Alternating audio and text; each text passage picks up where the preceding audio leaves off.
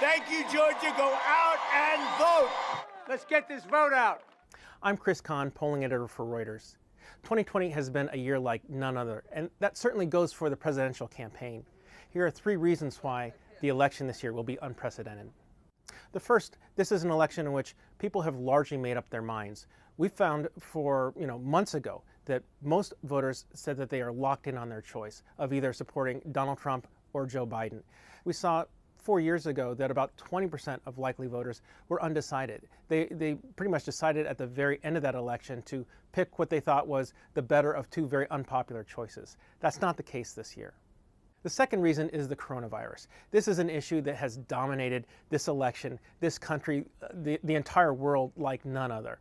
We still see that a majority of Americans, including a majority of Democrats and a majority of Republicans, say that they are personally concerned about the spread of the virus. And it is really affecting everything in our daily lives, including the way that we vote. We see that Democrats are largely interested in early voting and mail-in voting. Republicans are still deciding to show up in person. And that's really going to be affecting the outcome on November 3rd. We're going to see that there's a number of states, especially the Rust Belt states, we're talking about Wisconsin, Pennsylvania, Michigan, will take days or even weeks to count all of their mail-in votes. Finally, this election is different because we have a president who is actively calling out and questioning the validity of the entire campaign. This universal mail-in is a very dangerous thing.